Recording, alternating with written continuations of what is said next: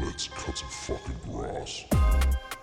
Welcome to Into the Green podcast. I'm your host, BJ Wallace. Here today in studio on the casting couch is the man, the myth. It is Duncan Russell from International Mowers. Thank you for joining me, dude. Thanks, Peach. It's great to be here, mate. I know we see each other a lot, and speak on the phone quite a bit, but it's not often we get to sit down on the couch and enjoy a good conversation. Face to face is where it's at. That's I was actually talking to Gary Ashton about it, and he prefers doing an online podcast. Yeah. I've done a few really good ones online, but I feel like it's a bit different in person. Yeah, I've done a few. Well, everyone I've done so far with others and yourself. I did one with you and Benny Vandergeesen face to face. Yeah, back in the day. But they're generally, over a laptop or a phone. So it's great to be here. Yeah, man. So you've been pretty busy while you've been up here? Yeah, spent the week up here with International Mowers and Ben Brown, our man on the ground in Queensland. Flew in north. Rockhampton, north for me. It's pretty north. Pretty north for me. Yeah. And then across all of our brands and all of our dealership network and councils, spent the last 4 days and another day again tomorrow calling around and shaking hands and kissing babies. Yeah, well, I guess that's what it's all about, especially with the new brand on board, Adam, which we'll talk about a little bit. Yeah, I thought I'd throw the T-shirt on for You did bring me one, but it made my titties look real voluptuous. That was by design. Yeah, I mean, I know you love it, but I mean, on camera, I'll probably get flagged on YouTube and fucking demonetized or something like that. But no, it's so cool. It was an absolute pleasure to meet he's the founder. Yeah, John. Yeah. John, down at the Lawn and Land Equip Expo. It was, it's weird. Like, I was out at RGS and like Paul Gripsky came into the room and I was like, oh, mad, that's cool. Yeah. And he's like, do you want these eggs? Like, that's right. I was in the middle of a podcast with Ben. I'm like, yeah, I want those eggs. I found out that they're Paul Sheehan's eggs from Paul Sheehan's chickens. Right. So, I was eating. You'll probably grow a bit taller or something. Yeah, I'll probably get better looking, hopefully. But no, it's great, man. It's really cool to see that it's stayed in Australian hands as well. Yeah, so Atom, let's jump into that. Ella and I own International Mowers and we've been proudly distributing brands across the country. International brands, everything from around the world. And most people that listen to the potty will know about them. I'm sure over the course of the next half hour or so we'll talk a bit more about them. But we were just reflecting on where we're at as a business. We'd owned it for 7 years, International Mowers. It's been going since 88, so 37 years. But we'd owned it for the last 7. And we were just sort of thinking, what is it we do now? We've grown it nicely, but it's at a point where we either have to take on some more brands or do something a bit different. And we were literally talking about it over a glass of wine one night, and then next day an email came through from a business broker that we know and that had sold not these sorts of businesses but others, but had mentioned he had an outdoor power equipment business that was manufacturing in Australia for sale. Yep. And I didn't really take a lot of notice of it. The information memorandum that comes with these offers had pictures of hand trowels and little spades and rakes and things, and I thought, that's not for me. Yeah. However, Ella went to the bother of opening the email and reading it in a bit more detail and worked out it was Atom. So with these things, they don't come out and say Atom's for sale. They come out and say, it's a business, it's Sydney-based, it makes these sorts of tools. Oh, so they honey-dick you a bit. They honey-dick you a bit, yeah. Okay. But as soon as so she didn't quite understand what Atom was, but she mentioned it to me and said, it's these edges. And I thought, great, straight away I knew it was Atom. So, within 48 hours, we were on a plane to Sydney because we're Melbourne-based. Yep. And we walked through the facility. And they were very confidential around how they wanted it to be. They introduced us, I think, as people from the accounting company to their employees. Oh, okay. And there was no cameras, no photos. They didn't want any conversation really in front of any of the team, and rightly so. They were selling it as a family. Yeah. And they didn't want their people to feel anxious or concerned. Totally understand that. Yep. So we spent a few hours there, and then we went down the road to a restaurant, just had a casual lunch, and more or less agreed to buy it over, a sandwich and some conversation. Nice. The key to it was we were buying it from the Nataris family, who John's still with us and came along to LLE in Caribbean Gardens when was that? August, yeah. Time flies. And interestingly, he said to me, because I was getting gear ready to take to the show, and we were producing Atom flags and banners and things, and that's something they hadn't done for a long time. And he said, "What's going on?" And I told him about the show, and anyway, about half hour later, he wanders up, and because he's 86, he wanders up and says, "Can I come to this show?" Oh, right. We'd love to have you there. So he flew down and went to that. But that's so good. Yeah, so we I didn't know that he asked to come. Yeah, he asked to come, and then he footed his own expenses to come down. He bought his own plane ticket and arranged for a taxi from Tullamarine out to Caribbean Gardens, and really brought his little packed lunch that his wife had packed him. And he's a treasure, and a real treasure to the industry. Yes, yeah. So he came down off his own bat, but then back to the business. Yeah, look, we liked it because there's three key reasons. One was the brand. We knew that Atom was in the industry somewhat of a household brand, been around since 1960s, Yep. had won all sorts of different awards, had done everything from chainsaws. They did have a whipper for a while, but famous for their edges. So we love the brand. We love the fact that they're in 530 stores across Australia. So Skaggs in about 90. Some of our competitors, Gravely, Cub Cadet and others, they're probably in 150 to 200 shops. Yeah. With Skag, we'd like to grow it, but we're also mindful that we don't want to upset our current distribution network because they're our family. Yep. So we're not going to go and open give it to a store across the road from one that already stocks. But with Atom, they're in 530. They are a bit of an essential item that almost every shop should have. Yeah. So we're happy to embrace that, and we were excited by the fact that we're able to get access to those 530 outdoor power dealers. And then the third thing was that it was Sydney-based. We needed a Sydney warehouse.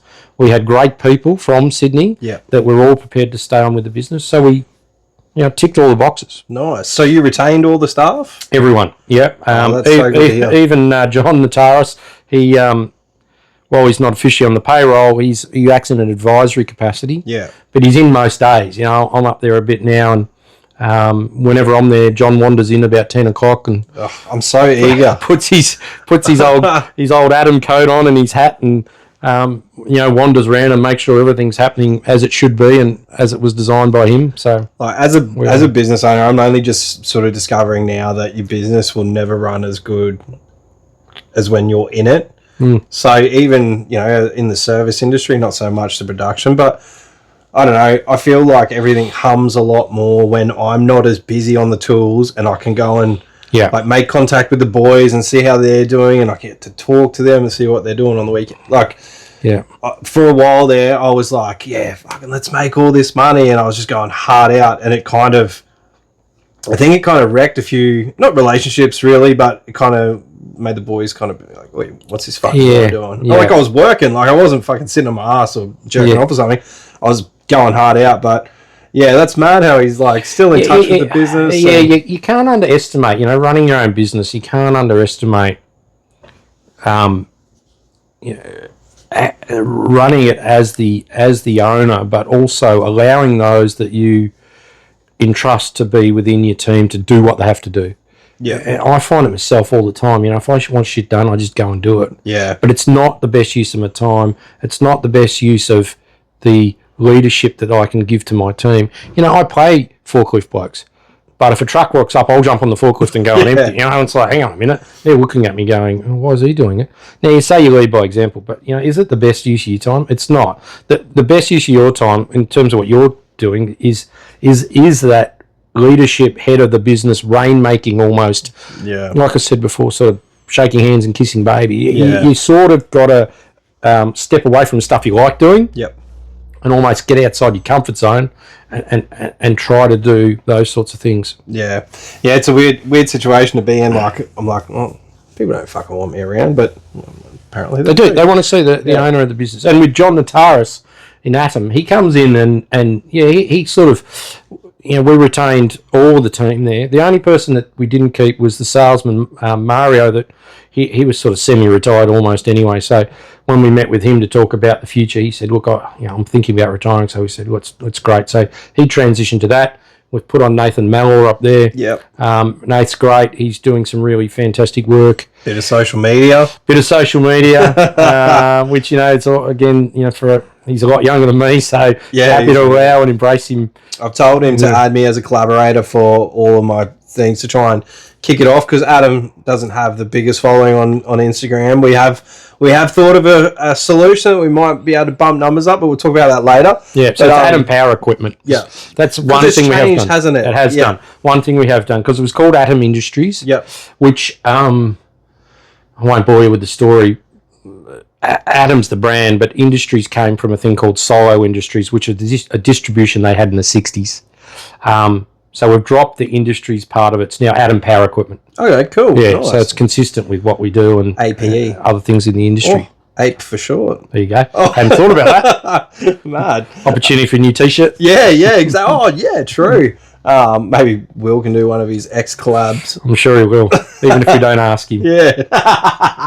No, that's awesome, man. I do have to say, like, they are a household name. And I've got to tell you that I've got an engineer working on a mounting bracket. Good.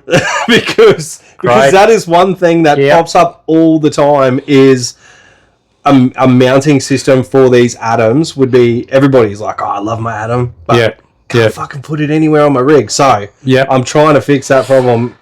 Yeah, great. And we'll embrace that. And if anyone else out there has got ideas, feel free to, message me, call me, do whatever you have to. Jump on our, on our socials and share your ideas, because one of the things that Atom didn't do was get in touch with the contractor market. They produced a great product. Yep. And John and his brother that invented it they're engineers, so it's a bit like International Mowers. When I bought it, the blokes that owned it they're more interested in pulling a mower apart to see how it worked than trying to sell it to a market and understand what the market wants. Yeah. So these guys built a great edger, which they were very excited about. But, in terms of contractors, they were just the end user to them. So things like the way you put it in your rig, the way you carry it around, like, they've got these handles on them, but they're not balanced correctly. To me, they're always tipping over. Yeah. So, we'll do some subtle redesigning, but we're very keen to work with contractors and even the OPE, the stores. They don't know how to hang them on the wall. So everyone you go into is different. So I was, called through over the last few days, quite a few up here in Queensland, and all of them are saying, the point of sale stuff. What have you got available, and what can you do to help us display it in the shops? Yeah, that's awesome. I that's one thing. It's cool walking in.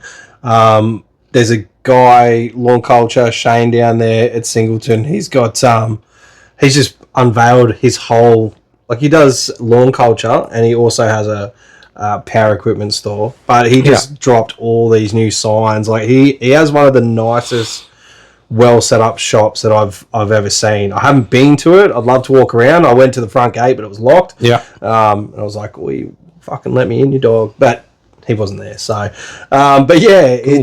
It does make a big difference to someone like myself walking in and seeing like Danny's shop. He needs a bigger shop already. Yeah. But like, everything's in a row and everything's on the wall. And, like, there's a bit of shit everywhere, but like, it's a cool shop. It's a busy shop. It's a busy shop, man. I was in there today just to say hello and talk to him about, where he's at and what's happening. And it is the busiest outdoor power shop in Australia. There's no doubt about that. And we go into a few. And, I was there with Ben Brown. We walked in, there was 3 guys standing there was 2 behind the counter and 3 waiting to be served. And then we went out into the workshop where they do all their pre-delivery. So if you buy a whipper, he takes it out to the boys. They give it a quick charge up and, fill it with juice and spin it up and make sure it's all good to go and hand it to you. There's another 3 out there waiting for gear that they'd obviously just bought. Yep. And then he's got a workshop with minions running around doing all sorts of things. It's insane. You go out the back, and we're talking to one of the blokes in the workshop, and there's all these pushies all lined up with all the little blue tags on them. I said, what's this? He goes, they're all the ones we're done, waiting to be collected. And he's built a mezzanine, or he's halfway through building the mezzanine out the back. Last time I was out there, they were just building they were just starting it. So. Yeah, he's sort of half done, but he's already got a whole heap of gear up there. Anyway, we finally, after about half an hour, Danny was free, so we caught up with him. We're chatting away, and he's like, "Oh, apologies for the shape of the shop. It's, it's a bit of a mess." I said, "Actually, it's the cleanest it's been in the times I've been there. Yeah. But he's just so busy. He does things so well." And they've just added the still thing. I don't know if that was out the back. Time. Still's there now. Is he an Adam? Yep. He's an Adam. That was a heap of Adam. Yep. Yeah, sweet. Honda. Like, he does a bit of everything. He's got a lot of stuff in his shop. But I think that's what... I don't know what it is. I don't know. Because every time I go in there, it's busy. Like, you're standing behind 3 people. But I'm happy to stand there and wait behind 3 people because... Danny's always talking to me like, "Hey, BJ, how you been? Good, mate. That's good." And then someone from outside knows me. They'll talk to me, and then it's a good environment. He gives you his time, and he's non-biased. So, like in the time we were there, 2 or 3 blokes come in to talk about zero turns. He's got all the top brands there, and he's impartial. So he sort of says, "Look, if you want a yellow one, then we've got a Hustler here." Blah blah blah blah blah. Talks about that for a bit. Yep. We've got some Graveleys, talked about that. We've got some Skags, and out the back he's got them all lined up. Yep. And he's working on improving his showroom, but he's just suffering from space at the moment. But he's non-biased. He's prices. Here you go. Here's your prices on each 3 of those. Yeah. Go away, have a think. Talk to some of the other contractors. Let me know if you want one. Yeah. And that bloke will come back. There was no pressure. There was just non-bias. These are all good mowers. They all do similar jobs. Yeah. It's about your personal preference. Sit on each one of them, have a feel of it. Yeah. Did you, while you were up here, did you go to any new dealerships and try and... Yeah, we did, both on the Atom front and also with Skag. Look, I don't really want to talk about individual ones because some will pay off, some will not. No, that's fine. And some, getting dealerships as a distributor of product is hard. Yeah. You go into... I'll use Danny at Southside, for example, because he only came on board as a Skag dealer, thanks to the big guy, about 18 months ago. I think it was your show, your LOE show you had up here in Brizzy. Yeah, and then you guys made the connection. Last year, correct. Yep. And we're like, we're a great outdoor power shop. We've got a great product. His approach to it is, I want the best product and I want the best support from my distributors. Yes. And if you can give me that, then I'll put it in my shop and it'll be, one of a lot of different options, like I said before, with just some of the brands that he stocks, and there's a whole heap of others that I haven't mentioned. So, he's a little bit unique in that he acknowledged the opportunity with Skag and decided he needed it in his stable. Yeah. However, most outdoor power shops only want 2 or 3 ride-ons or zero turns, because you've got to stock parts, you've got to stock, you've got to be able to service, maintain them, and you've got to have a decent amount of product in your shop. Yeah, you can't sell it if it's not there. It's a lot of people that are buying, online. It's a big thing to buy something unseen, especially when you're spending over 10 grand. Yeah, like that.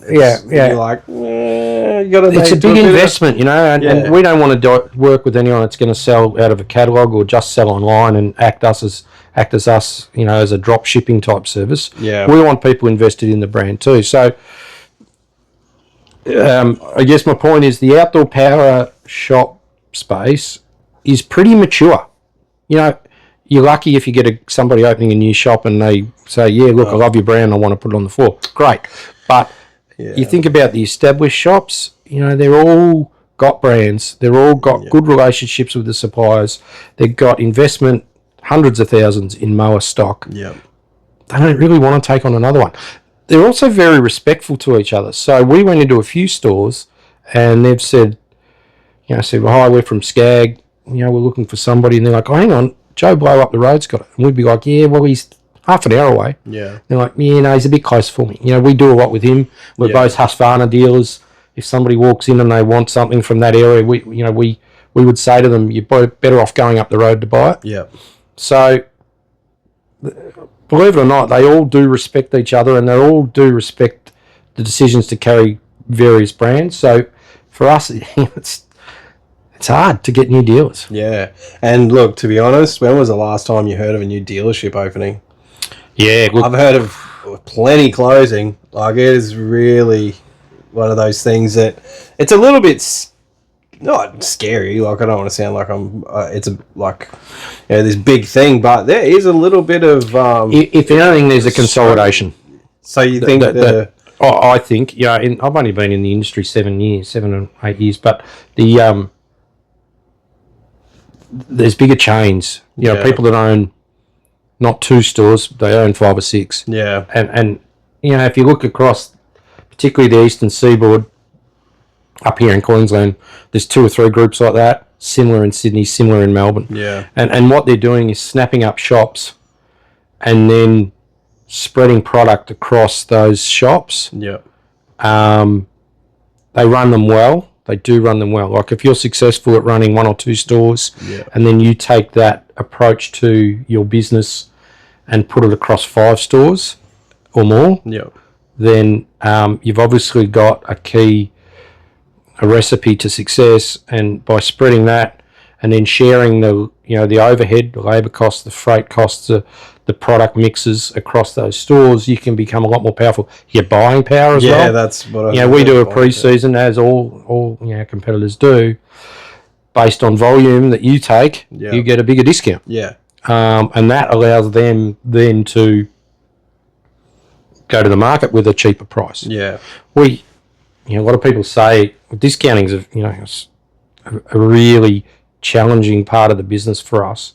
We quote an RRP. And when we sell to dealers, they get it at RRP less a discount. Yep. Now, the discount on all agreements is consistent. However, we also have pre-seasons. We have things like Black Friday. We have run-out sales on different models. So from time to time across that dealership group, we offer bigger incentives to take mowers. Yeah, okay. Now, those bigger incentives allow them to bulk buy, and then often, rather than just put that lower buying cost in their pocket, they pass it on to the end user through reduced prices, and that's hard for us to manage, because you got a little bloke next to a shop that might someone that might have 5 shops. Now the little bloke's buying off me 15 mowers a year, and the big guy's buying 100 mowers. So it is what it is at the end of the day. And he's like, my price is my price. I'm like, you're great, but the big bloke comes in and can offer these discounts. So for us, it's one of the most challenging things. And as we go forward, and there's more and more of this consolidation of shops occurring, it becomes a challenge. Yeah. Do you think in the future there's going to be more buyouts? Because the thing with Danny's is, I'll just use Danny as for namesake. I don't think Danny's shop could be replicated without Danny. You'd have to have another Danny and his team as well. It's not just him; it's the whole team. And look, there's lots of Dannys. Yeah. But there's Will down in Melbourne does a great job. Chris at the Mower Superstore, he does a great job as well. There's a handful in every state. Yeah. Lucas over at Forestfield in WA kills it. But just really good service. Elijah and Moses. The boys out at Warragul. Fucking, if you're listening, boys, you said you would do a podcast with me. There we go. Yeah, look, right there. Holder. I'm even wrapping endorsement. I'll send you an invoice for the endorsement. I'll send you yours.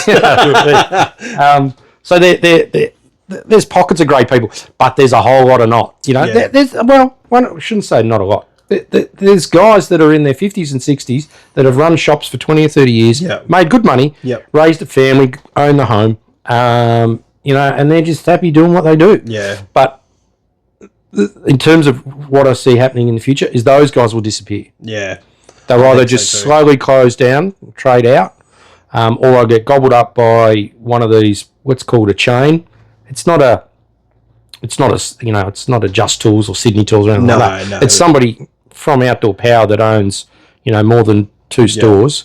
I can see the rise of that space becoming bigger. Yeah. It's funny though, Sydney Tools or Total Tools, they're all still Australian family-owned businesses. It's just that they have got a big hold on the market, a really big hold on the market. Yeah, they have. And that's, I guess it's the overseas model, but I think Bunnings, the likes of Bunnings, have created the opportunity for those specialty tools places to exist. Well, Bunnings don't stock a lot of the stuff that, like tradies need. Yeah, that's right. And they even, in all due respect to those that buy Bunnings, I buy a lot of gear there myself. There's a right product for the right market in Bunnings. Yeah. But, you don't get that specialty education, support and assistance, and even potentially the quality of tool. Yeah. I use Milwaukee gear. All of our warehouses are decked out with Milwaukee gear. I love it myself. I think it's a great product. Yeah. It doesn't exist in Bunnings, but it probably doesn't belong in Bunnings. It is a bit more of a specialty tool. It's a price point that you've got to pay for it if you want it. I think it sits well in a specialty tools place. And the service shows too, because I think there's something like 104 reps on the road just in Queensland. Yeah. For Milwaukee. Really? Yeah, it's huge. Yeah. I'm pretty sure that's around the number. I could be wrong, but I know that I could ring Damo and be like, hey man, something's happened to my mower. Do you reckon I could borrow one until this one comes back from warranty? And he would drive it to my house or to my site and drop it off to me, or I could even be like, oh, my boys are working here, and he could drop it off to them, or that's the kind of service, and that's why you pay that little bit extra. You can't ring Bunnings and be like, hey, bring me a new Ryobi rattle gun or something. It's not going to happen. No. And that's just one example. There's plenty of brands. Milwaukee's unique. I don't know. That must be their business model worldwide, I guess. I don't know. But in Australia, I think they've got it right. With Atom, within the first couple of weeks I was up there, they had all sorts of mishmash of bloody tools and things that were half cooked and half, some were battery, some were power, some were shagged out leads that, were dangerous. And I decided I was going to replace everything with Milwaukee. I was up there one day and I thought, bugger this. I got in the car. As I was driving to Sydney Tools, because we're going to account with them, I called my Milwaukee rep in Melbourne, Mitch, and said to him, listen, this is what we're doing. Anything you can do for me? He said, well, it's a bit hard on me, Melbourne. You're in Sydney. You're about to go and buy. He said, but keep all your receipts of what you buy, send them through to me, and I'll look after you. So, I don't know what we spent on Milwaukee Tools.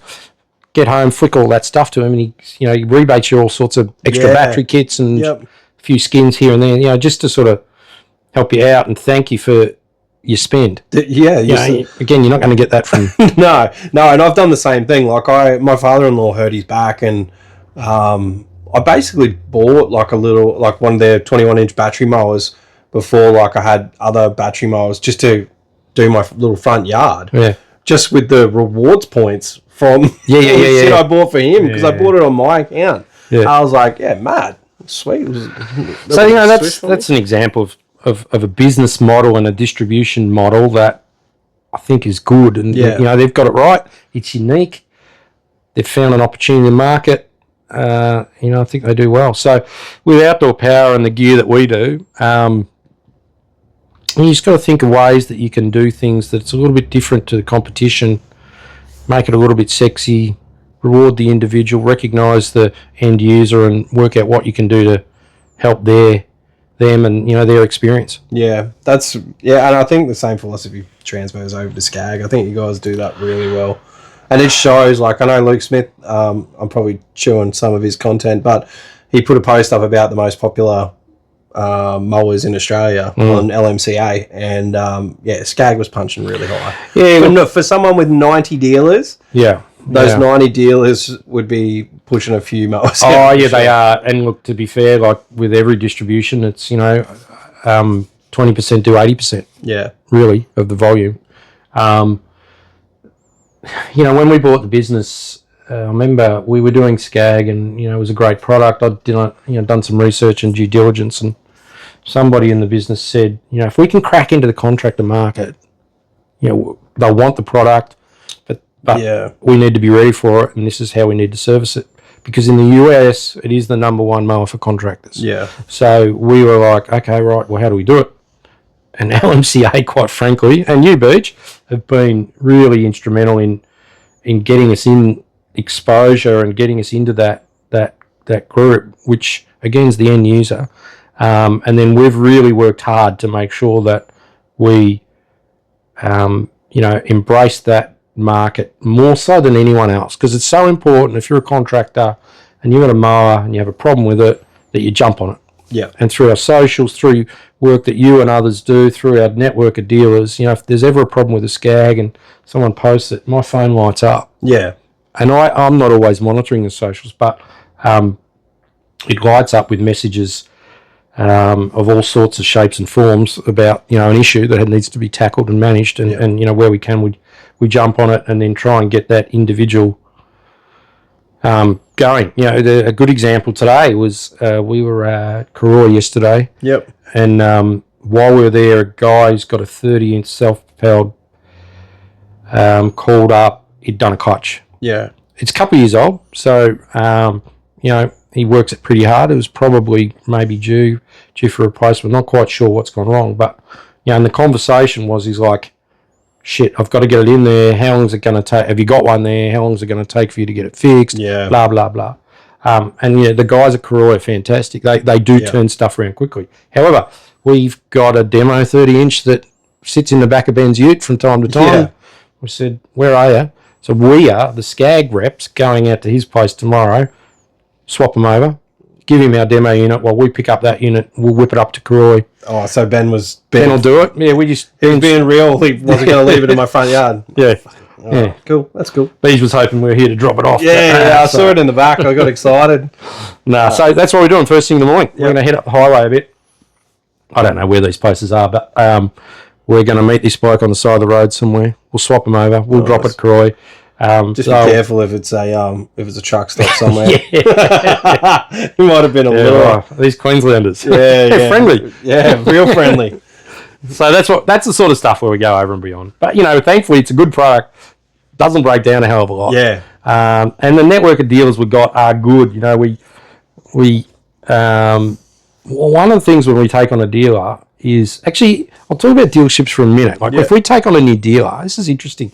So, let's we'll not talk about Danny. Let's talk about somebody else. New South Wales, right? So up there, we'll talk about Scotty from Ulladulla. Yeah, right. Cool. So Scotty, known to the audience quite well. One of our long-term great dealers we love. One of the Skag family. If we were to go and sign up a new dealer in the next town. Yeah. Part of that process for us is signing a dealership agreement with International Mowers. We then, in order to get them access to the Skag family, what they call Skag Tech, which is a US-based site, we send their details over to Skag, and we say, here's the new dealer in this town, and he wants to be set up on the system. They'll ask the following questions. They want to know what other brands they carry. They want to know how long they've been in business. They want to know the location to your next closest dealer. And then they also want to know what mechanical workshop he has behind the business. Really? We need to answer those questions in order for them to say, yep, okay, and they'll issue then access log on to the Skag Tech site, which has got all of the drawings and diagrams and information that you might need, all the access to all the sales data and advertisements, everything you need. So, but that's driven and ran by Skag. But that's the level of detail that they are interested in terms of building out that Skag network. If I go to them and say, here's, with Atom, right, what I could have done, haven't done it, what I could have done is gone to them and said, we've got 530 dealers with Atom, which are now all customers of International Mowers. We want to give them Skag. Send them all through to America to say, set up logons for these 530. Now, there's already a lot of crossover, so let's say there was another 450 new ones. They just wouldn't have done it. Yeah. So that's a lot of work. There's a lot of work. That's a lot of work. Don't worry, the eyes lit up when I thought, here we go. Yeah. But, most don't want it because they've got other brands. They're mature businesses already. Yeah. So, they're not interested or haven't got the ability to take on another zero-turn brand. Yeah. Oh, that's crazy. It's good to hear. That's one thing that I enjoy, with the expo and stuff now. I get to talk to people about the other side of the business and buying and selling and especially dealers. But dealers they're shady. They don't want to come on this podcast. I've had Will a couple of times. I've had Scotty. They're very... You asked Danny? I have asked Danny. Danny said yes. I just have to organise a time where I can sit down with him, and it's definitely not in work hours. Yeah. So, yeah. Yeah, I spoke to you over the last couple of days. I mentioned to a few dealers I was going on the podcast, and they also a couple of the older ones said, "What's that?" a few said, "Why?" Most I think, they're busy. I'm just thinking out loud now. Like a lot of the audience are contractors, and they're on machines all day, or they're in cars or trucks. Yeah, and they have the opportunity to listen. We listened. Benny and I drove down from Rockhampton. We listened to you and Will talk about his latest experience and exciting news in the car together, right? Yeah. So we went for an hour or something. Yep. We were quite enjoyed it, and at times we went, "Hang on, what do you say?" Stop, rewind back a bit, listen again. So we enjoyed the podcast. Yeah. I think if you're running a dealership, you're flat out all day, every day, trying to do what you do. You haven't got the time to just sit down for an hour. And it's not something you want to be playing in the. You're not playing. You don't want to play it in the shop. Not this one, anyway. So I think they probably suffer from time. They don't have the same alone time that a lot of others do. So, they're probably not a huge part of your audience. But I think it'd be interesting to hear from because I learn a lot. We're up at Mullaney today talking to Brian. He's owned that shop up there for 7 or 8 years. An older bloke, but he's had a few different businesses. Smart guy. Yeah. Listen to what he's got to say about the industry and where things are going and what he's doing with his business. Yeah. You can learn a lot from him. Yeah. Yeah. Well, that's the thing. Like you see people complaining about, wait times and different things about dealers. Oh, this dealer forgot to get this. But like being able to expose people to what a dealership actually goes through on a day to day I think it's really important for people to learn. Because I find it interesting, and it makes me a bit more, patient and things like that. Because sometimes it's completely out of a dealer's control. Like there's, I can only imagine when all the Honda gearboxes were fucking blowing up and shit like that. I could imagine the dealers that just were constantly just getting bombarded. I won't tell you the brand, but he's got a range of mowers up there at the moment. The decks are faded.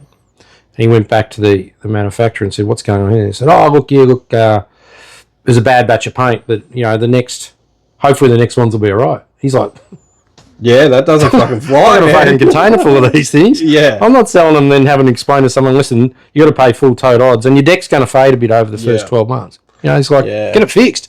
We've had opportunities to buy dealerships over the years. Because you're in the network, you talk to people. Often people owe you money. And you're like, well, should we just buy this thing? I don't want to take one over. They're hard work. Oh, I could imagine. Like I think it's because I like talking to people. I think I would love to have a dealership, but I wouldn't like to run a dealership. Yeah. I would like to sit. I could probably be a really good counter guy and just be like, what's going on? You'd be great on the counter. Yeah, but I just I just don't think I don't have to do the work. Yeah, mechanically, financially, they're all things that I'm no good at. I could have a nice little little podcast studio at the back. Lou could do all the money things, and then we need some mechanics. And I know, talking to Will, how hard mechanics are, and Scotty, and everyone basically, mechanics are few and far between. Hard to get. But that's. I think everyone's got a labour shortage, skill shortage. Yeah. In every industry at the moment, so but I think running the outdoor power shop is hard. Yeah, and that's why you got to take your hats off to the people that are doing the good job, the one where people are like, oh, that was a good experience. Yeah, because I've had some fucking dungers. Yeah, there are some good dealers around here. Some of them are skag dealers, some of them aren't. So it's hard for me to go to them for all the stuff. There might be a bush ranger dealer. I can go and get some filters and stuff for the machines.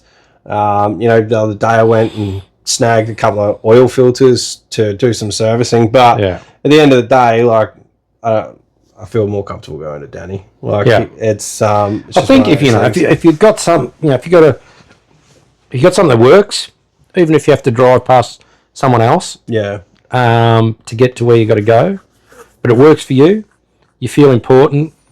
They've got everything you need. Oh yeah, I think that might be it. He makes me feel like, I don't know, he's a motivator. Yeah, he is. I get motivated from him. Oh, we fucking... obviously I'm a bit of a fat fuck, and he's just like, oh, yeah, I got up at 4 o'clock, and I swam this morning, and then I jumped on my bike on my DTs, rode all the way home, had a shower, came into work, and I'll go to the gym later on tonight. I'm like, fuck, Danny, I got up at like 6 o'clock, had a coffee, had to have another coffee. Fucking, I'm not even hungover. I had fucking 7 hours sleep. Like, that's pretty good. And it's good. Like, I think more and more, like, the older I get, the more motivators I need. It's just one of those things, I guess. But that's pretty cool, man. Like, I absolutely, I love the fact that you guys got Adam. I love the fact that you guys still have Skag. But you guys do Seppi and McConnell as well. Yeah. How are they? Because predominantly that's a council or a slashing or so like a specialty type of... It is. As this business has grown and sort of maturing, we're finding the structure. So if you think about it this way, we've got International Mowers. Oh, thanks. You got the snip. You got the snip by Dr. Dick, one. Pushing me along. Wait, what? The snip by Dr. Dick. Yeah. You got the snip by For those that are listening along, it's the stubby holder that Beach just gave me. Is that what you get when you get one? A stubby holder? Yeah, I got two. I got some photos. You needed 2 snips? Yeah. I'm that potent. No, I got a cookie and some photos. Is this the sort of place that they turn around in an hour or something, lunchtime? Or? Mate, it literally, I walked through the door, signed some paperwork, went in, laid on the table. He sticky taped my dick to my chest. Chest. Fuck. It didn't even get to my belly button. And then just Lou was in the room talking to me, having a yarn, and just she was in there while they did it. She took photos. She took a video. Oh, please. You could smell. I don't want to see it. Smell the burning, and it was good. But Dr. Dick. What a good name. I'll keep that in mind if I. But mate, that guy right there is a money maker. Like he probably throw. I think he was saying he does like 8 or 9 of them a day. Yeah, and they're like $600-700 a pop. Smashing them out. He has one staff member. member. No overheads other than a bit of sticky tape, bit of gauze, maybe a bit of cloth to mop up the claret. But and he was. I was straight on him. That's what I do now. I find myself talking to people about, especially obviously just business owners, about how they do things and like what kind of turnover they have, and is there something they wanted to do different, or so as he was doing to you, you're talking to him about his. Well, I mean, I was watching a Netflix documentary, chatting to him and looking at Lou taking photos of my penis, because like what happened as your manlyhood got taken away from you. I'm like a fucking dog now. Just like, I'm real calm. But, no, it was funny because they tape. I don't even think he had to use tape. Like they do that, but then they just like put a sheet over top of you and pull your balls out. So you're just hanging out. Yeah, you're just hanging there, just like teabagged out the middle. It's just like a little fucking little nest of eggs. Nice. But enjoy that for all the ladies that are listening. Yeah, sorry about that. So getting that International Mowers. So you got that as the banner product, and the company sort of down one side you got OPE, which is Skag and Atom. They lend themselves to distribution through stores. Yep. Third parties. On the other side, we've got what we now call agriculture and forestry, which is bigger gear that are mostly tractor implements or implements full stop. So go on Kubota, on bobcats, excavators, but mostly tractors. We also in that space have the robotics, so they're the self-propelled robotic mowers. Those products are been around for a long time in Australia, not as well known as the OPE guys, but in the industry are leading best products. So on a roadside perspective, we have McConnell, which comes out of England. They're the big arms that you see mounted on the back of tractors that mow roadsides. They also do hedges and tree work, but they'll extend anywhere from sort of 3 metres out to 9 metres. Yeah. And on the end of them, you have a flail head, or you can put a saw blade. We've been doing a lot of saw heads out of France, which are 4-bladed heads that go up and cut limbs. Anything they'll do, anything up to about 60 mil in diameter. So sort of like from the ground, like doing like train tracks and stuff like that. Yeah, and roadsides. Yeah. So, a lot of country roads, you've got to trim them back so that they've got to be 3 metres off the road or, no lower than 4.5 or something. I don't do that in suburbia. We get some fucking big gums around here hanging roads. Well, in a lot of instances, the traffic or trucks take care of it anyway, right? So they're fanging along at 100k an hour. Trees just don't grow in that space. Yeah. But on roads that are only sort of, maintained annually, it's an issue. So we're working with a lot of now forestry and arbory companies that use our gear to help maintain trees and scrub and bush, but also do some mowing. So that's McConnell. Yep. That gear, 2-year wait on those arms. Not from our perspective, but if I go to McConnell tonight and order a mower arm, it's 2 years. Wow. 2 years. So they're not manufacturing to order, are they? Or are they? No. Well, they can. There's some specialty products, but we take a range that we know that we move. Yeah. So that are in demand here in Australia. So we have a shipping program, so I'm getting gear that's arriving. Well, I've got 2 containers coming between now and Christmas. Yep. I would have ordered those 2 years ago. Yeah, wow, really? Yep. So there's some models they will have available, but generally with the power arms, it's going to be 18 months to 2 years. Because they are pretty sick, like those power arms. Start at $100,000, and go from there in terms of what they cost. Yeah. But then you've got to pair them with a tractor that's worth probably minimum 150. Yeah. So they are not for everyone. We'd love everyone to have one, but they're generally for people that do some pretty serious roadside mowing. Yeah. Councils, large contractors, GE, Aspen, Summit, ETS. There's lots that I could mention, but these are serious companies that own gangs of people that tender for these large contracts. So they do the power arms. They also do wide area mowers, so 15-foot slashes that wing slashes fold out, and you just fang along with them behind a tractor at sort of 15k an hour. Yeah. And robots. So they've got the robots are becoming increasingly of high appeal. So there's about 6 or 7 in the range. They're not your little robot that Gripsky will do with Segway. There's a good market for those, but these are, driven with joysticks. You can be up to 150 metres away. These things will cut through trees and bush as thick as a person. And, they weigh, 1.5 tonne, the big ones. Yeah, yeah. So more and more on roadsides. The one that you brought out to do a property out at Mount Cotton, that wasn't even one of the big ones, was it? No, it was a baby. That was a T400, 4 or 500. So 500. 500's 50 horse. Yep. And they go right up to 80. Really? Yeah. So that was a 50 horsepower with a grass flail head on it. So generally what we do is we do a 50 or a 60 horse with a mulching head. Yep. So that'll go through anything up to about 120 mil in diameter. Yep. Slopes of 50 degrees. It'll go anything north. And you can be up to 150 metres away. So interestingly, we met with a council the other day at Gladstone. Their mowers have got a special indicator on them, the ride-ons. Yep. If you get more than 20 degrees, they cut off. Really? The deck's cut off. So you can drive yourself out of trouble, but the PDO will stop. So... Well, that's not normally the issue when sometimes you can't even go down a driveway. Yeah, I was going to say, like, even a rollover is not normally the blades are the issue. It's like a crush injury. That's what I would assume. Or it's a culvert or a deviation that's not that you can't see that you just hit, and it wouldn't matter if it cut off. It's just going to roll because you hit it quick. Yeah. So they cut off at 20 degrees.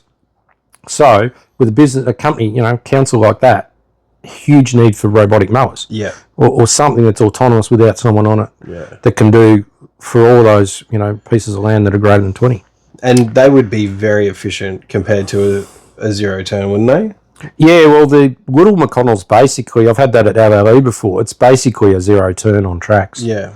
They start at 80k.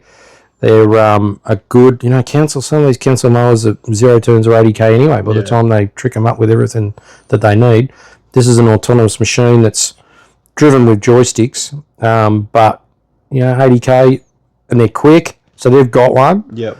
They go quicker than you could walk. You really got to run to keep up with it if you wanted to run with it. But Yeah, they're a bit slower than a zero turn, but they scissor cut, so you don't have to turn around. They'll just scissor up and down. Yeah. You like scissoring? Yeah. I like it's my favourite. So, yeah, look, they're getting better and better. You know, they've come a long way in a few years, just like the little robotic mowers, the domestic ones you have in your household, and acreage too now. But these things are the acceleration of development is significant. That's awesome. So they don't normally go to GIE or anything, do they? No, McConnell don't. Well, they do in different ways. So McConnell is an Alamo business. Yeah. For those that don't know, Alamo is an American company based in Texas, NASDAQ listed, is the largest company in the world that manufactures vegetation control equipment. Yeah. But they also do snow blowers and clean away bin type trucks and all sort of boring machines and things. But in terms of just vegetation control, they own McConnell, who own Field Clip. A lot of people know Field Clip. Yeah, so McConnell own Field Clip, Rhino, Spearhead, Zabe, Twoz, Alamo themselves. These are just some of the brands that are out here in Australia. Yeah. They are all owned. Bomford. And have you got access to all of those? Not all of them, because Field Clip exists out here as well. So Field Clip is owned by McConnell. You know, they report to McConnell, yet we're the distributor of McConnell and Alamo. And that sort of distribution arrangement works because you're better off in any market having, you know, two players rather than one. You know, it's like a Jetstar and Qantas. You know? So we've got access to a lot of them. Yep. But anything that Field Clip distributes, they do. Anything that they don't do, we have access to. Awesome. That's cool. So that's Alamo. Actually, we do herder buckets, which are Alamo as well. So these are weed buckets. You go under the water, clip the reeds. And just scoop them out. So it's like a hedge trimmer, sickle bar on the end of a bucket is the most basic way to explain it. So it's like does dams and put it on excavated dams and rivers. Yeah, look, we don't sell enough of them. I had a big inquiry from Melbourne Water yesterday, so we're looking to hopefully supply them some. And I do a few. I bring them in from the Netherlands, and we've been over there, had a look at the factory. They're a great product. They do boats as well with it underwater. Oh, true. So you drive along this little tinny type duck punt, and on the front of it's a sickle bar that goes under the water and cuts the reeds. That's pretty cool. There's some really unique stuff out there. Like, obviously, with the Lawn and Land Eco Expo, I like get on there and like fucking unique stuff in Australia. But like, I know that there's probably no point in me getting something like a duck punt with fucking scissors on the bottom. No, there's... So that's they make them as well. They make Votex blowers, which we do a bit of, and mulchers. Yep. Seppi mulchers we do a lot of. So they're Italian heavy-duty mulcher out of northern Italy. One of the first mulcher manufacturing businesses in the world. Really? Yeah. Italians make the best mulchers. Americans make the best zero turns. Italians make the best mulchers. It's now third generation Seppi, so we deal with Max and Lawrence Seppi, who are the grandsons of the founder. The Seppi family's lovely. Suzanne Seppi is the sister. We go over there, they take us out to dinner at their home. You know, it's just a beautiful family and really nice people to work with, and they make a great machine. So, that's a heavy-duty mulcher. They do stone crushers, excavated mount, bobcat mount, put it on a tractor and plough through stuff. Fire break management, we do a lot with the I thought that'd be a big one. State government fire authorities around the country, a lot with councils. And a lot, we're getting more and more into farmers. The thing with mulch is I need to sell it. I need people on the ground. Yeah. You know, if I had 10 blokes running around the country with a ute and one on the back, we'd sell heaps. Yeah. But the reality is, big cost to serve. Yeah.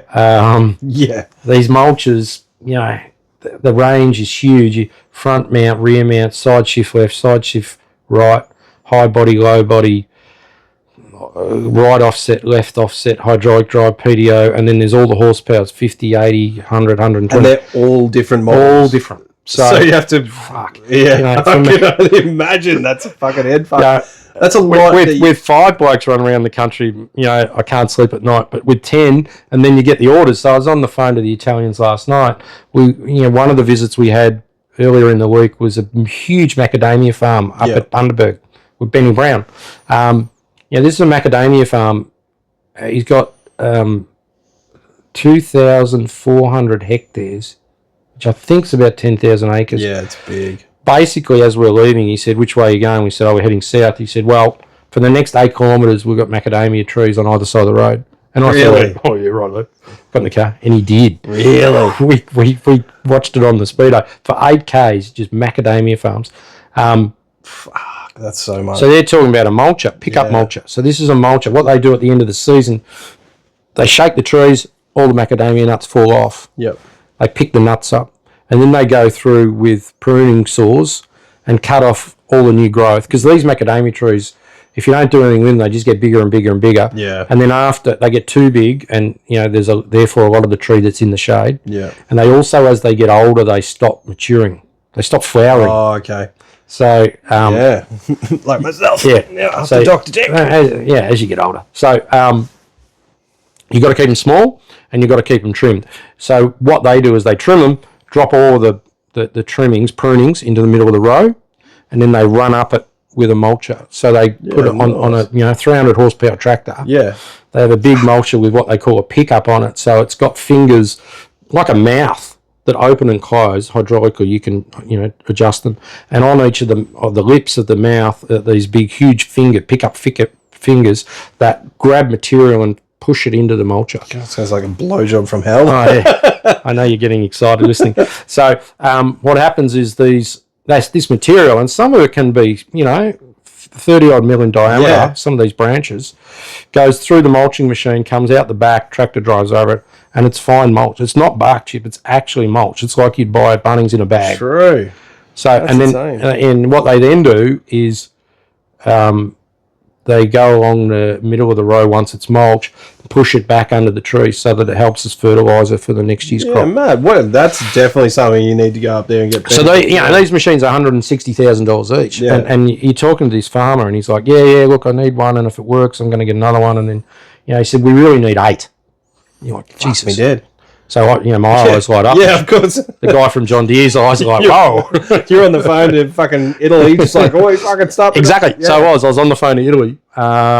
Funnily enough, talking about availability, they were at a show in Italy, and they're like, "Yeah, no worries. Yes, we can do this." Yeah, right. Money talks, right? So you can have all the conversations in the world, but you land these sorts of deals, and then you're working with Italy to get them produced and get them delivered, and then you got to make sure they're going to do the job you said it's going to do. So this sort of part of the business is very exciting for us, and takes up a lot of my time. Yeah. Oh, fucking, I can imagine. It's a bit of a risky, so you're going to get one there. No, it does the job. We know. So, Seppi do these for macadamia farmers all over the world. Oh, okay, sweet. And Seppi USA is huge. Yep. So they're vertically integrated in the USA. So it's Seppi themselves. Yep. They've got offices and even some small manufacturing over there.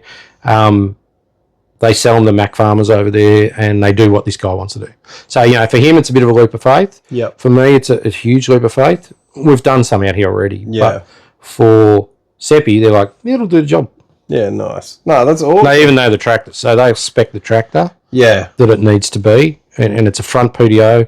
So it's the certain horsepower, the certain grunt, and then, the transmission, the creepers and things that you need to fit the tractor with in order to be able to run a mulcher like that. Maybe I'll go up and visit him. We're actually driving up that way tomorrow.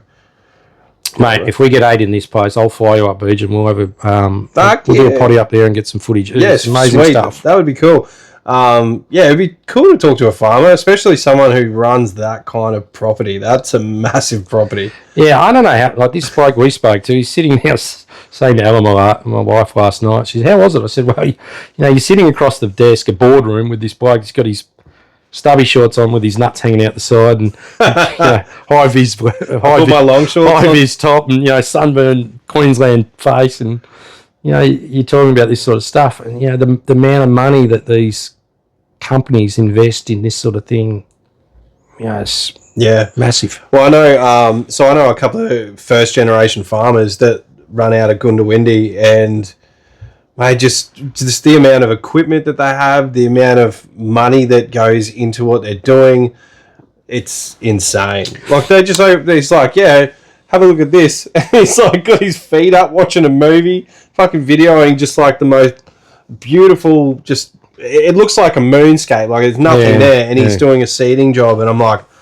fuck, how much of that he got? He's got like weeks. Yeah. Wow. I don't know how Holy many shit. people these guys employ. It's a transient sort of crowd, I think, because, when they're harvesting, they need a lot of people. Yeah. When they're doing this sort of work, it's quite specialised. So, put some German backpacker in a, $400,000 tractor and $160,000 mulcher and go, just drive up there, mate. You need skilled labour, but just driving out of the property and then down the road for 8Ks. Yeah. There's patches of little people doing bits and pieces everywhere.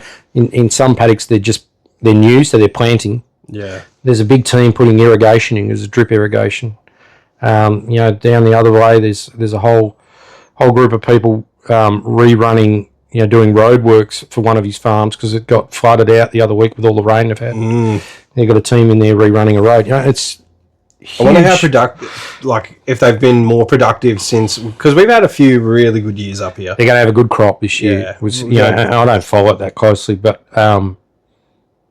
sunshine and rain's the key ingredients, right? So and that's what I think Queensland delivered on both of those fronts in the last couple of years. Wind, they're not good with wind, and he said they had some crops destroyed recently in a big gale, but there's been some fucking random tornadoes just pop up here and there. It's like, whoa, okay. He's showing us some footage of these 8-metre high trees that just got blown over. Really? Macadamia trees have got shallow roots, so it doesn't take a lot, but an 8-metre high tree, and randomly, so there might be 60 in a row, every third, fifth, eighth one actually blew over. At that 35 acres out at Mount Cotton that you've been to, there's been, so we got the cyclone and probably about 8 to 12 big trees fell then. Yeah. And then it seems every storm afterwards, a big tree. And I'm talking like a fucking old tree. It's mainly like there's lots of wattles and stuff that have dropped, but it's. I went past today. It's looking good. Randomly just dropping. Yeah. So what are you going to do? What are they doing with it? Just letting you mow it? Yeah. Nice. Let me take care of it. Yeah. Like no, that's the 40 in Capella. Oh, that's the one I'm talking about. That's the other one. Yeah. So, I just mow that every fortnight. Looks magnificent. It does look particularly at the moment, a bit of green, dude, bit of grass. I love it. So, I actually spoke to the owners and I'm getting like a massive sign made for out the front. And it's like, this property is maintained by TVL Property by BJ. Yeah. So, it actually stripes up. For a bush block, it really does stripe up nice. You can't tell from looking at the road, but it's corrugated as fuck. But I found out just recently that it used to be an old nursery and they were all plant outs. Oh, yeah, right. So, that's why it's so rough. But, no, it's a good job. I like it. It does get a bit boggy during winter, during the rains, and, you got to battle that. But I think we towed a few cars out that first LLE, or second LLE we had there, was it? Fuck, yeah.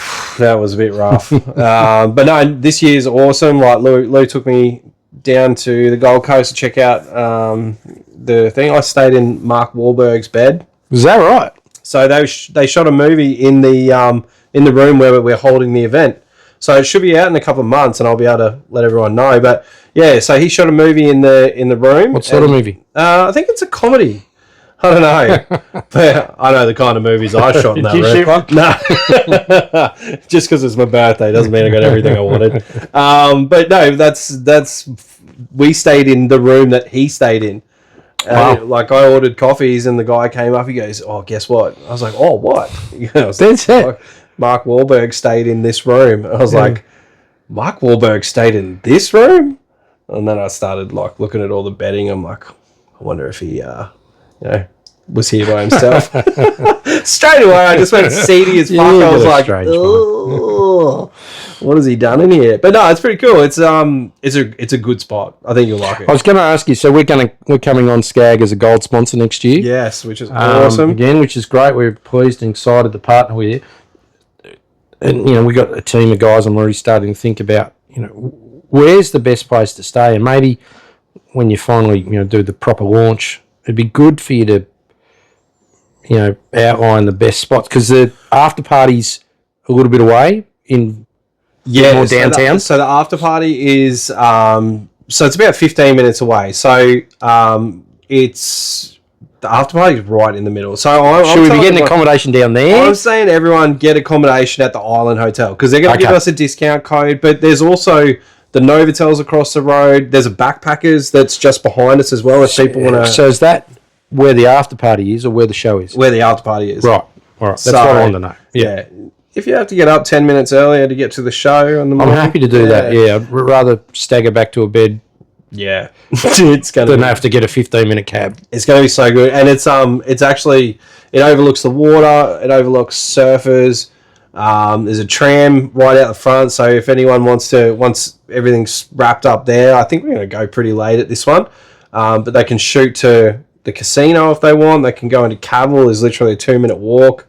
It's right in the middle of everything. And if this sort of thing is like really, if it hits the mark, because I've had people reach out and say that they're going to come for a full week, leading up. There's a guy coming from New Zealand with his family. It's going. Good time of year. So you're doing a bit earlier. A little bit earlier, yeah, but it's good up here. Like August is actually a really nice month. It's in that Goldilocks period for us. So we have like a period where there's not much rain and it is just really nice temperatures during the day. Like you'll have a max of like 22, 23. Yeah, and then like it'll get cold at night, but man, I'm going to be boogieing on down. I want to keep that sweat factor down, so it's perfect for me. And you Melbourneites can enjoy the night as well. Like your daytime. That time of year, anything more than about 10 degrees is perfect for us. It's like chalk and cheese, isn't it? Like flying back, like even though the shows have all been in winter, like you open up, you get out into the airport coming back from Melbourne, it's like, fuck, it's hot up here. It's such a great country. You know, I got out the plane at Rockhampton on Monday. I was like, wow, this is nice. You know, just whacked me in the face. And I don't know what it was, maybe 30, but just it was a clean, nice air. Like Melbourne, when it's 30 in Melbourne or more, it's just a bit shit. Yeah. It's not as clean, as crisp air as here. It's sort of down there. I don't know what it is. It's a muggy sort of heat. It's not nice. We get these afternoon storms, and there is never a better feeling than like walking outside after an afternoon storm.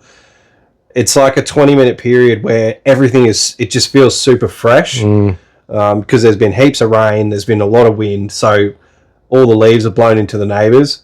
The ground's all had a good wash, everything's had a good wash down, and it's nice and cool from the rain. After 20 minutes, it's like, oh fuck, it's dead nice. Let's get back in the aircon. This time of year is pretty good. I'm not sure I've been, I've come up here quite a bit, but I spent a full week in November. The weather's lovely. We had a meeting this morning and we had the laptops out doing a bit of work in a cafe down the foreshore that you used to look after down at Manly. Yep.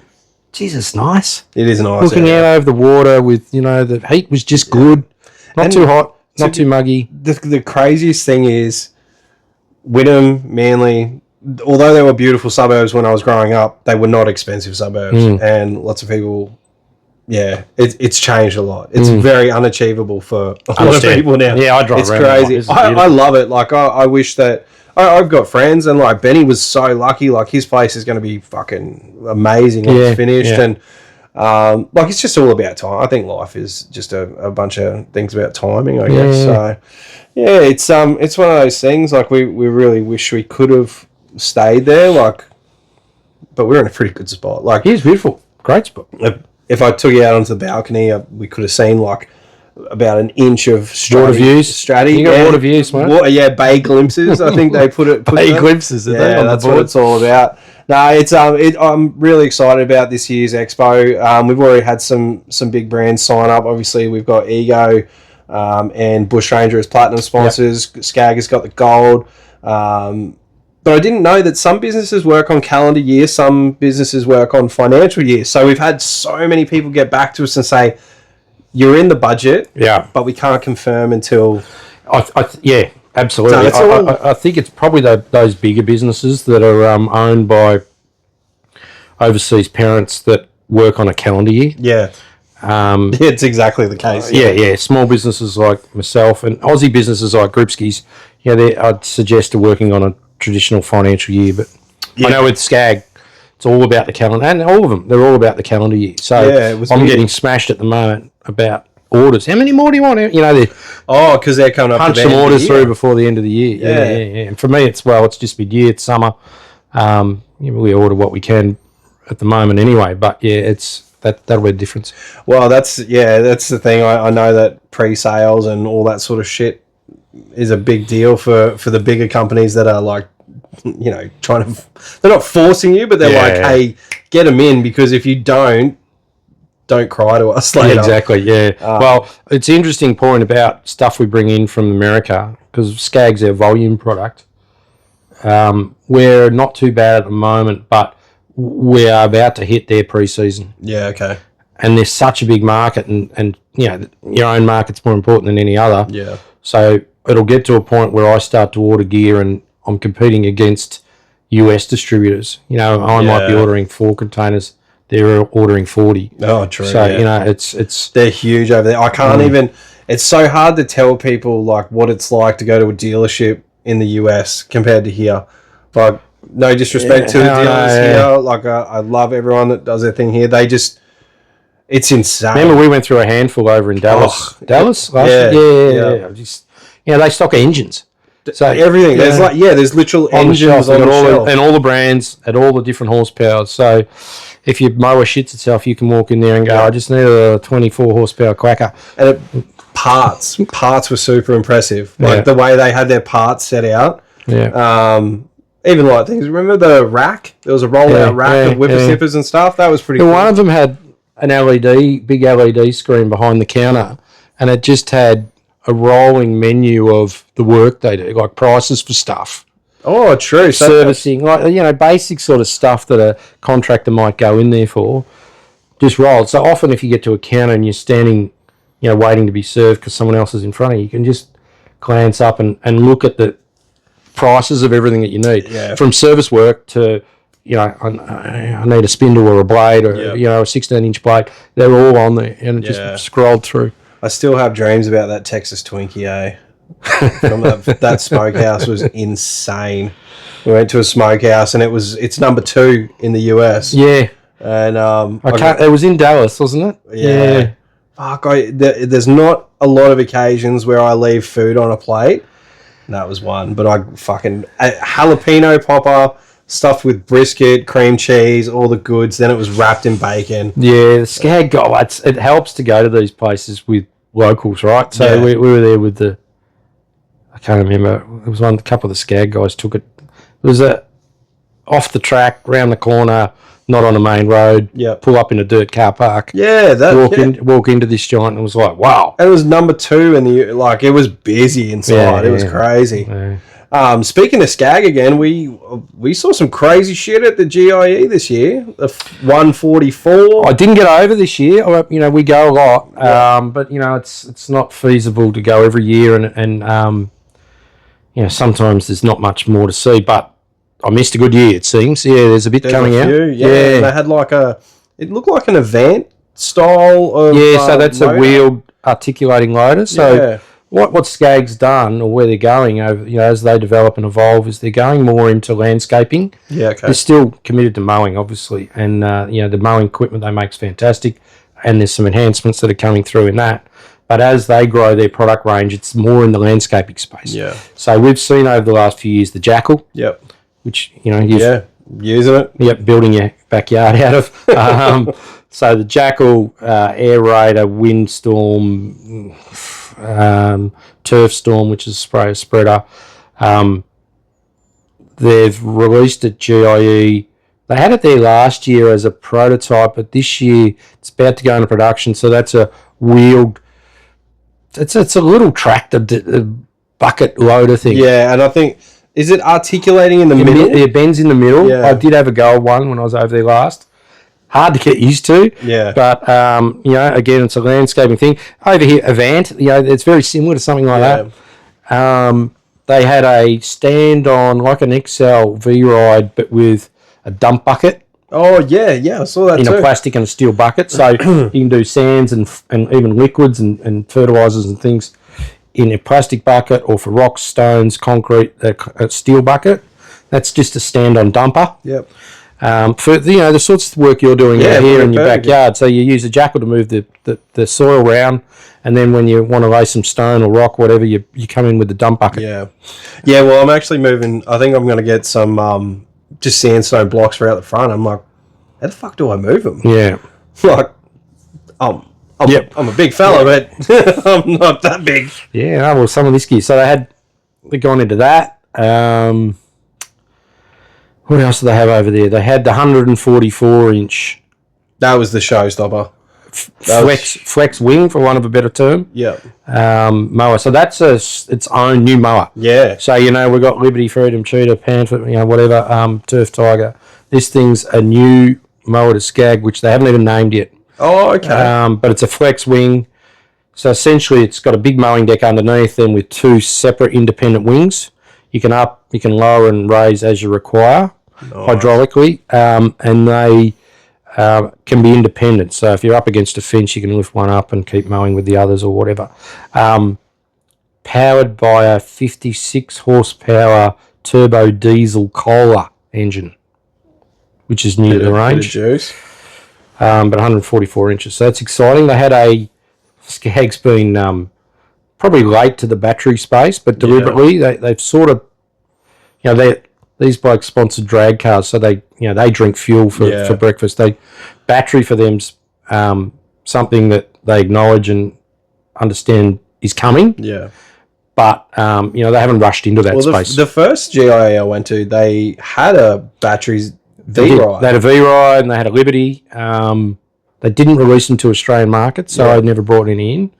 But they've they've still got them available. They've put them on the back burner a bit, but they introduced a Cheetah, hybrid Cheetah, that's got a 26 horsepower Kawasaki engine that powers 3 lithium-ion batteries, so 9 kilowatt battery pack. Yeah. What it does is the engine runs flat out for, say, 20 minutes. Yeah. Powers the battery pack. Engine then cuts off while you're mowing. Yeah. Engine cuts out altogether, goes dead, silent, but you keep mowing off battery power. So really? Yeah. So about 40% of your mowing time will be silent. Huh. That's pretty good. And obviously saves 40% emissions. So about 40, in a typical day, you're going to mow with this machine, and about 40% of the time it'll be on battery. That's pretty cool.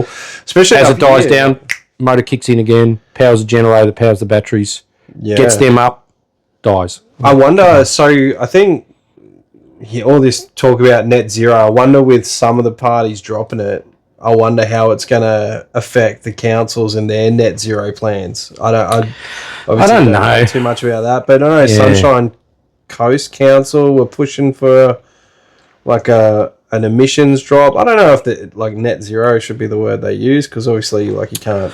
I think they're buzzwords, aren't they? They are. The product doesn't. I don't think the products exist to go net zero yet. Maybe one day we'll get there. Yeah, but things like this are a step towards it. The problem with councils, they come out and state that they're going net zero, and therefore, I know my local council in Melbourne, Port Phillip, in and around the parks and gardens that are, in high built-up residential areas, they've gone Greenworks battery. Yeah. But in the big areas where they've got it, so on Melbourne Park Lake, right? Yeah. There's a lot of grass. They're running Toros flat out. Yeah, huge amount. Mowing that. So, but at the end of the street, there's a little park and garden where you take your dog, and there's some swings for the kids and stuff. They run the Greenworks around that. Yeah. So, and it makes sense. I think, it is a buzzword, and I think maybe just common sense should come into it a bit more. Most contractors are using battery hedges, and there's battery whipper options, and blowers are a big battery thing too. Yes, a lot of battery blowers. Yeah. Battery push mowers. Battery edges. Yeah. Adam, yeah. Hey, that's one thing. You should talk to Jeff McPhee. He's a fucking Adam runner. He loves them. Yeah. He basically was like, "Oi, you're shit because you don't use an edger. Yeah. Well, we've got to I'm a whippy guy. We're going to change that. Yeah, I was talking to a bloke in Port Phillip the other week because I stopped. He was using his Greenworks mower to mow the park, and I stopped because he had an Atom. Yeah. And he was out with the petrol Atom, and he's fanging along. Actually, we posted it on their socials on Atom Power Equipment the other day, and I spoke to him and said, you're using your battery. I'd spoken to him before about why they use a battery in the local park. I said, why don't you got a battery Atom? He goes, well, a battery Atom will give you about 20 minutes run time. Yeah. So my opinion is if you're a homeowner and you just want to do your own place or yours and the neighbours, then a battery's fantastic. Yeah. But this bloke, he does there and botanical gardens around Melbourne, Albert Park Lake. He says, I'm on the Atom all day some days. Yeah. He needs petrol. Yeah. He's not only filling it with petrol, he's changing blades every, 3 or 4 hours. So he needs that runtime. Yeah. Well, I think that was one of Jeff's things. He said basically that the battery had its faults. So it was it's not really targeting commercial operators. It's not. But then the other thing in terms of versus a whipper, he can't walk backwards or backwards or even frontwards with a stick edger whipper all day. It's just too hard. Yeah. But with the Atom, it's basic wheelbarrow ergonomics. You got two hands and it goes as quick as you want to walk with it. I've only used them a couple of times. I've got one here. They are a good height. Even for me, I'm 6'1", so I'm not too I'm not tall. I'm not short. I'm kind of in the middle. And I think it's a good height. Yeah, and the two hands, for him, he says I couldn't do it any other way. Yeah. So that's where it's a little bit unique. But enough about me. Well, maybe we should talk about Atom because we do have some cool things in the works. Do you have the list? We've got some giveaways. Yeah. So to help help relaunch if that's what you want to call it, and also to help the listeners out there and Beej and his podcast LLE. Adam's going to donate 2 edges. You can give them away how you want. Yeah, nice. An edger and a blower we're giving away. Oh, cool. Awesome. So we've got a GX35 Pro edger. Yep. So it's a 35cc Honda engine 4-stroke edger. The Pro models, for those listeners out there who run Atom, you may or may not understand. They've got always, if you're going to use it for work and you're going to use it often, go to the Pro model. They've got bigger spindles, bigger clutches, and they've got anti-vibration handles on them. So awesome. You'll get twice the lifetime out of something like that compared to your standard. Yeah, nice. So we're giving away a GX Pro 35 and cool. A GX Pro 25 blower. So it's a similar similar engine, slightly smaller 25cc blower. Cool. Both Atom. So awesome. So if you want to be in the running for that, check out our socials. I'll put a post up in the next couple of days and we'll have all the details on there, but it'll be like a like, share, subscribe. So it'll be basically following Atom, it'll be following our podcast page, and it'll also be following the Lawn and Land Equip Expo. And yeah, you can win one of 2 prizes, and you'll just be distributing it to their local dealer. We'll do it through the local dealer, yeah. So we did a giveaway a few months ago now when we launched our Atom Power Equipment site, and that worked really well. So that was just upload your photo and go into your local dealer and pick it up. We gave away 4 to mostly listeners and followers at the time that had posted some great pictures. Go in there. They're still up there and still live. Check it out at Atom Power Equipment. So yeah, nice, awesome. Oh well, I think I've kept you long enough, man. I think you've got plenty to do tomorrow as well. You're going to deliver some bits and pieces. Yeah, meeting with another council in the morning out here in the sunny coast. Well, I call this the sunny coast, but no, we're Bayside here. Bayside, so one down the road, a bit south from here. We'll call around a few more skag dealers and head back to beautiful, warm Melbourne with a bit of luck. Yeah, well, I hope you enjoy your time here. It has been a few beautiful days that you've had. It hasn't been shit weather, so yeah, maybe when you fuck off, it'll all go to shit. Maybe you're the good luck charm. I'll take it home with me with a bit of luck. Yeah, well, hopefully you do. And thank you very much for coming on and spending time with me. And been a pleasure. Can't wait for the next one. Thanks, mate. Cheers. Sometimes maybe good, sometimes maybe shit.